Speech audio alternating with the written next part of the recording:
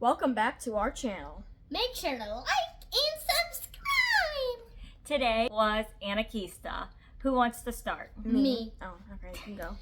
The ski lift was terrifying because if you fell off, it would either be death or very, very serious injury. So it was at least 100 feet-ish in the air, and there was a gap between the seat and the bar that came in front of you, at least a foot, and none of us are very big people, so all three of us could have slipped off of it. It was wet, it was cold, and we were scared. Now, there is two different alternatives for this. There was a car that rode up the mountain, which would probably take about the same time as a ski lift because it did take 10 minutes to get up. It's more like a bus. And then there was also like an enclosed cabin, like a Ferris wheel kind of.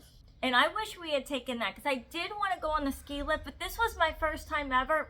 This was all of our first time ever getting on a ski lift, and it was scary.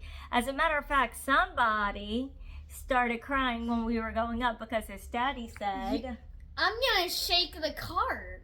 and none of us found it funny. No. But once we reached the top, y'all, it was worth going. It was. I wish we had gotten up there a little bit differently, but we had a good time. So, Nate, what was your favorite part? Mountain coaster, that's because you could adjust your speed, and most of the time I just went max speed time. So it's a little different from what we're from Louisiana, so there's nothing very similar to that because it's very flat. But you could like adjust your speed, and it's kind of suited for each kind of person and how you want to take it. And you get the feel of a roller coaster, but I'm scared of heights, so you get the speed of the roller coaster without the fear of being so high up. But I do think there's a danger of you falling off, because not here but in other ones there were nets to catch the coasters, and that was a little eerie. That made me feel like there was like a chance that it could, but there always is a chance, so it's probably very safe. So something else that was unique here were all of the sky bridges.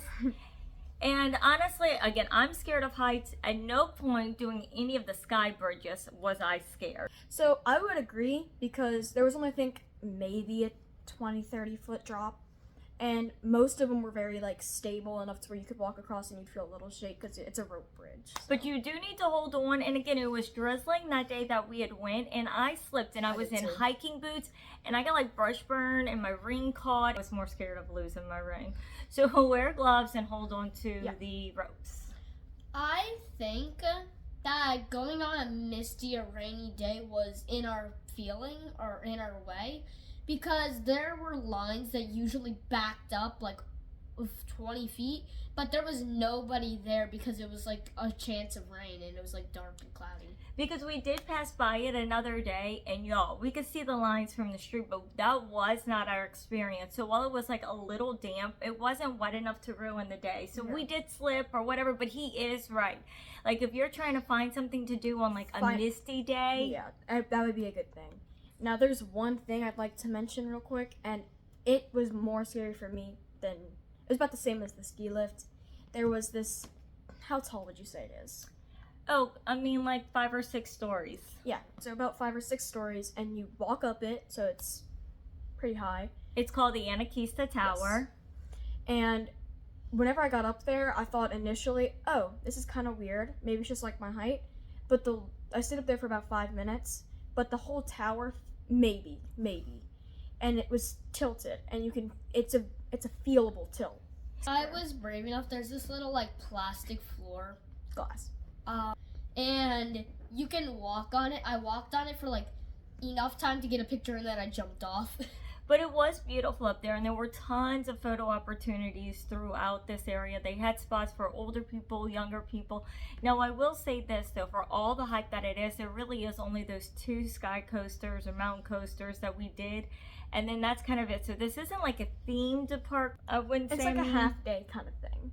So yeah, it's more walk around and enjoy the trail. So I would say it's really geared for people with smaller children, or people who have older adults in their group, because this would be appropriate for all of them. We did have a great time, but I don't think it would be something that we have to go back to. Yeah. The only food option up there was a cafe.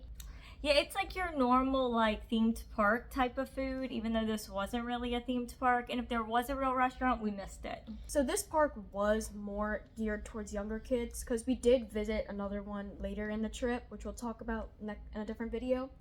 and there was like rope bridges, but it was way taller. So if you're gonna have little kids, go there. I think overall, during the day was good. Now, we did not take the ski lift back down. We did take the bus back down, and all of us felt like that was a better choice. And it was a little slower, and it was a little steep. It was a rough ride, more or less, but I felt safer just going down. And Much it safer. gave me peace of mind. I agree. And it was also kind of funny because, you know, I definitely didn't stick my phone out to the front because it's like a little like plastic shield instead of windows that's like on to block all the wind, but there's tiny little gaps you can like stick your hand through. I put my phone through and started recording a video. Well, don't forget to like and subscribe.